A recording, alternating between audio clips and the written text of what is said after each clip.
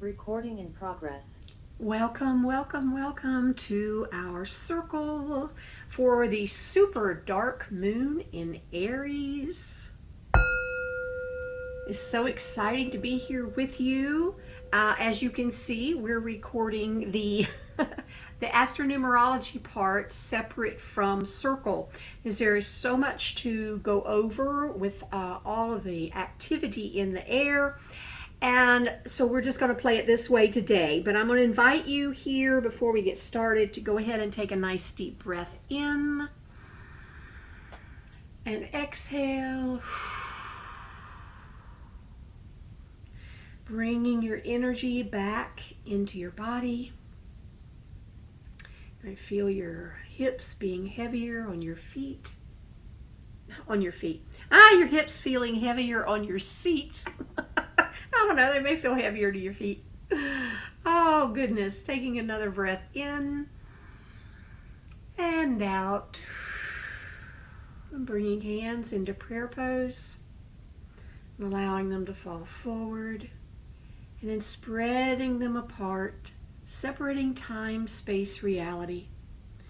Moving the past out to the past and the future out to the future.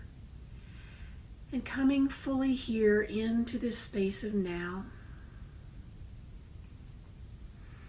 Another nice breath in and out, feeling this field of infinite possibility surrounding you, and allowing that field to expand out and include the entire room that you're in.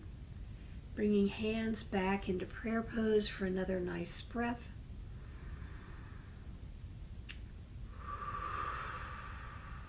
Beautiful. Calling our circle together.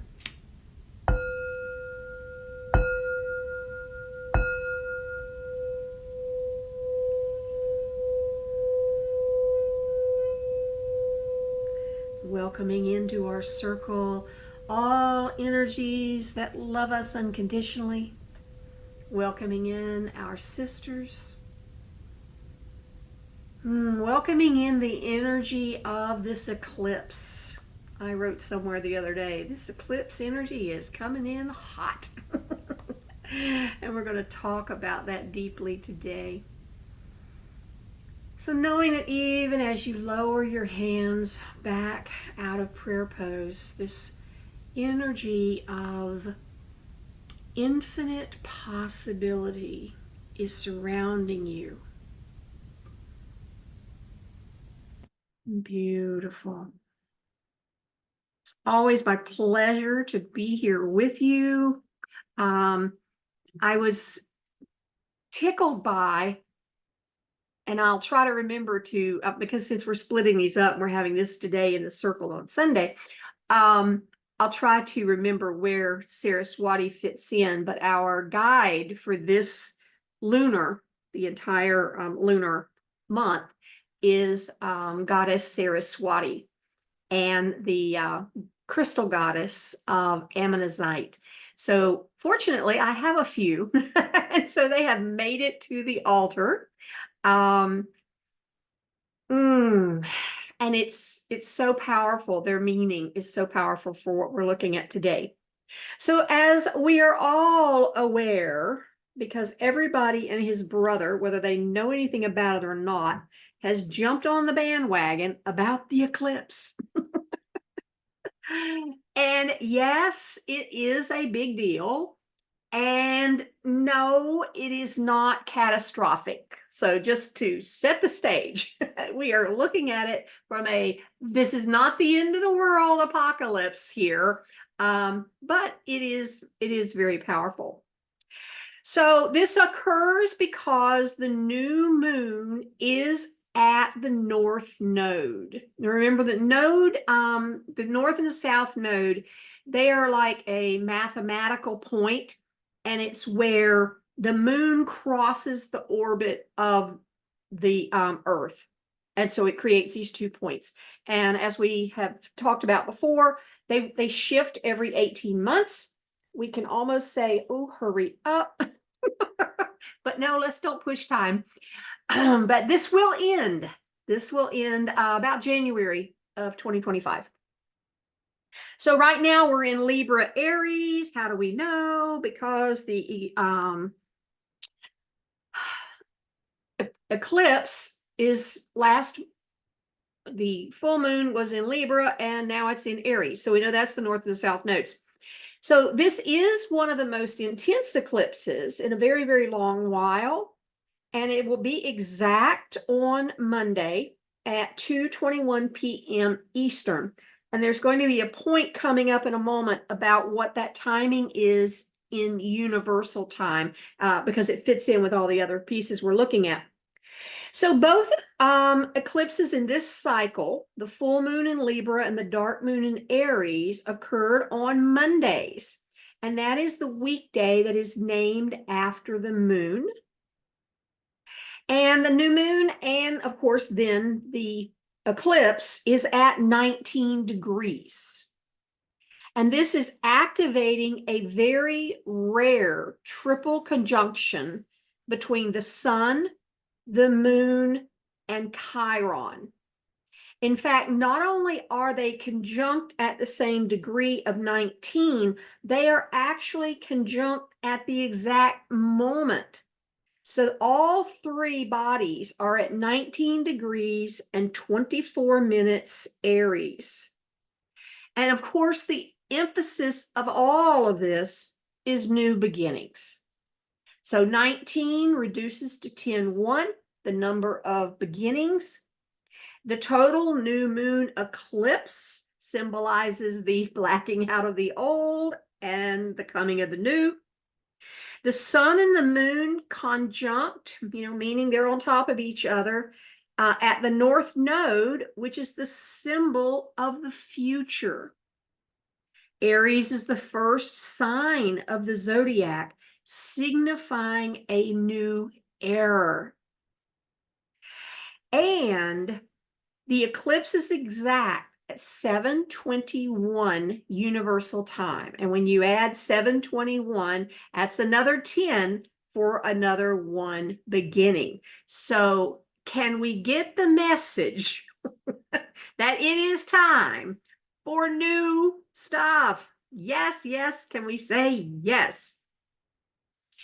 So here's a look at the skies. Yes, it looks interesting, doesn't it? Most all of the other planets are in a conjunction with somebody. And again, that's another symbol of new beginnings. Of course, the main one we just mentioned is the sun, moon, and Chiron. You can see them there with the red circle around them. All of them are at 19 degrees. That means that, of course, they're so far apart in the sky, but they are on top of each other. Now, the significance of Chiron, which is the planet of sacred healing, is unveiling personal and collective pain to guide us through transformation that's designed to shift you through love and compassion to transcend that pain so you can use it as a learning experience. It becomes another tool in your toolbox of understanding and wisdom. Chiron is called the wounded healer from the perspective that we each have our own core wounding that we're healing in this lifetime. And we can guide and heal others even as we are healing ourselves. So there's not an issue of we got to get healed before we can help, because that's not going to happen. But this idea of Chiron being here to, as all of this stuff is coming to light, you don't even have to look at the news to get the point that all these things are coming to light, and Chiron comes here right alongside with the sun and the moon and the eclipse to give us the power to heal. Now we can see from the chart that Mars is conjunct Saturn. You can see them sitting there. One's at 13, one's at 14. That's close enough to be a conjunction.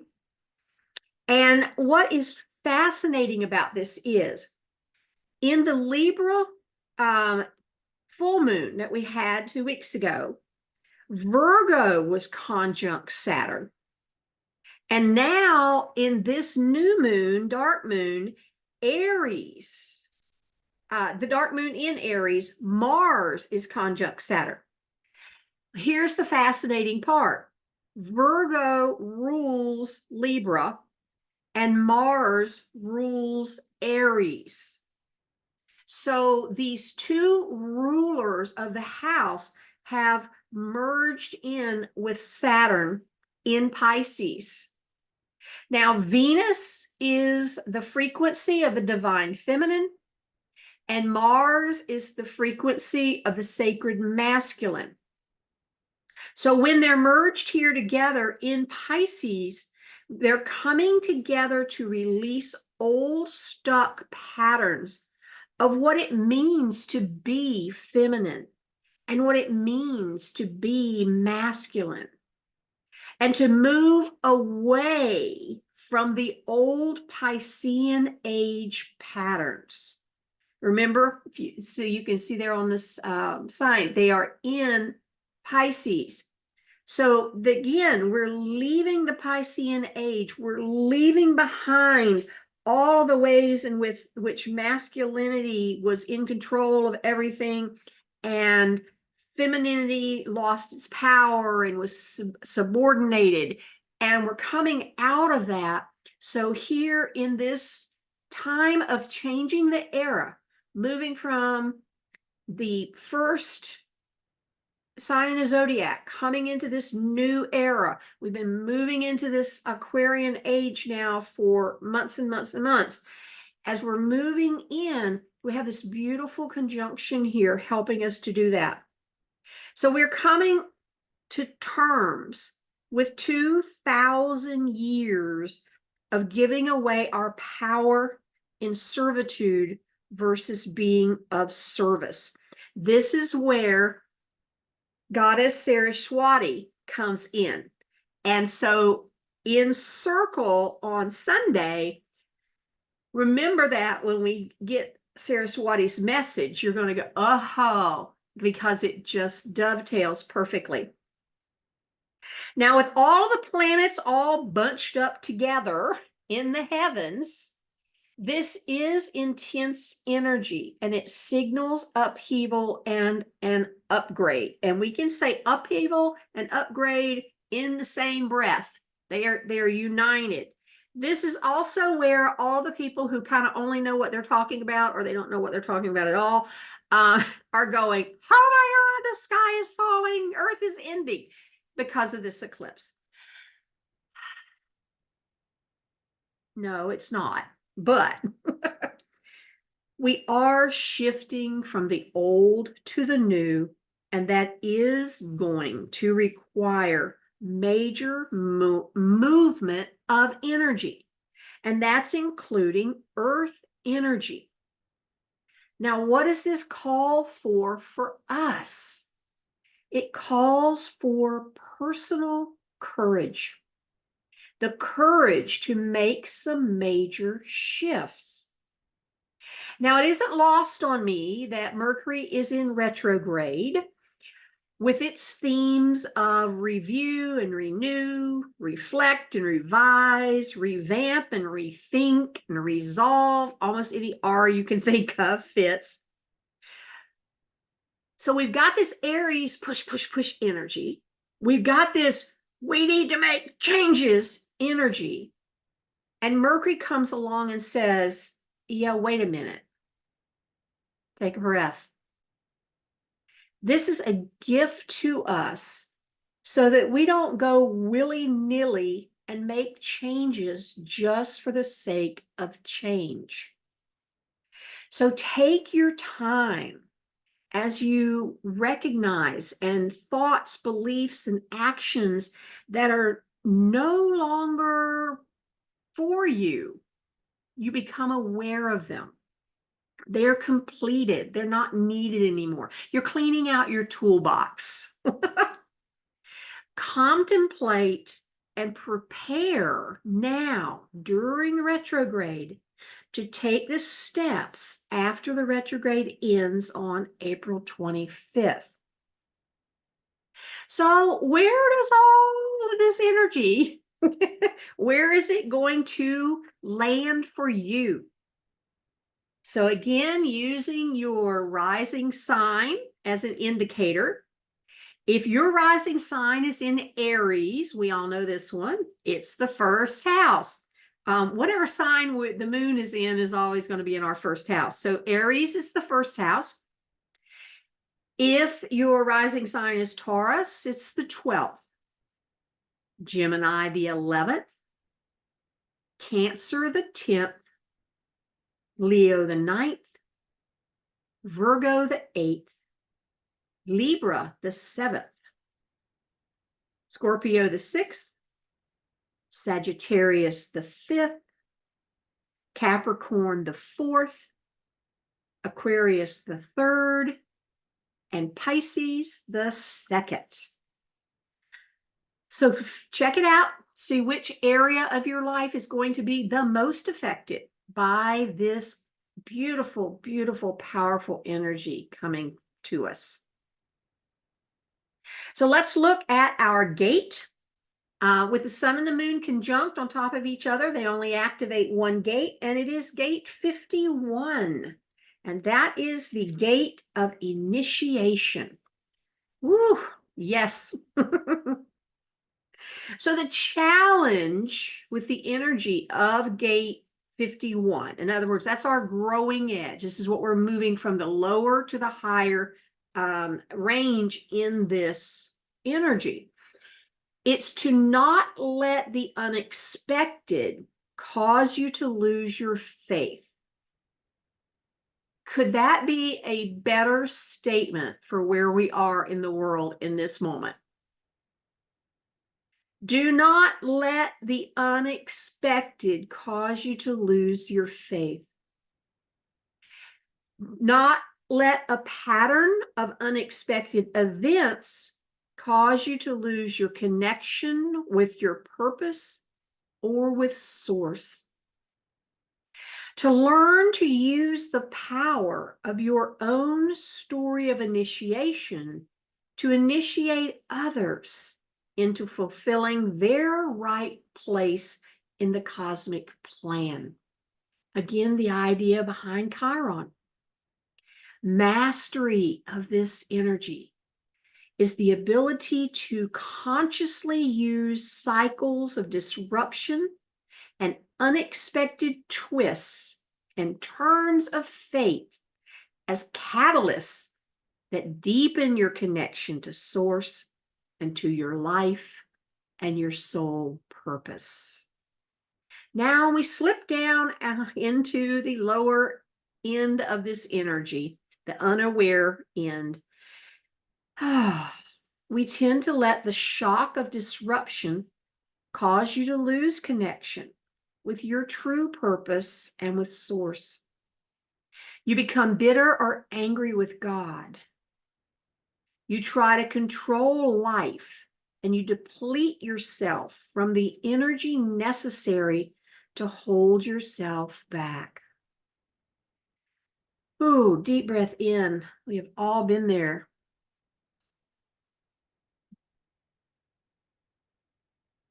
So the EFT for this gate is, even though things are not turning out as I expected, I now choose to embrace the unexpected and trust that the universe is always serving my greater good. And I deeply and completely love and accept myself. Taking a beautiful, nice, deep breath in.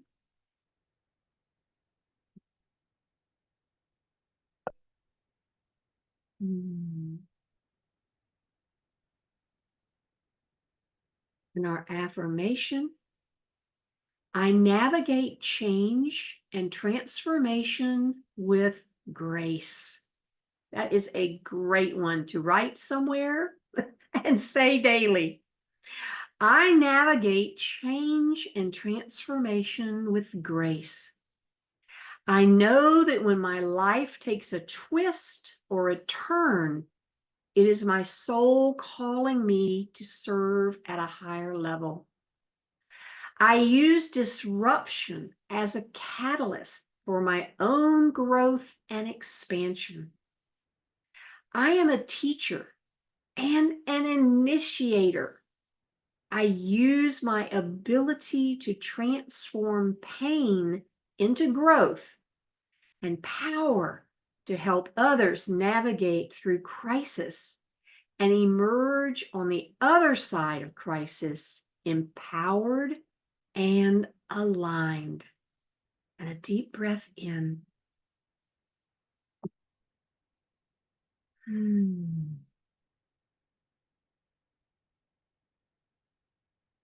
There is this beautiful, beautiful energy that we are blessed to participate in, remembering that we asked to be here.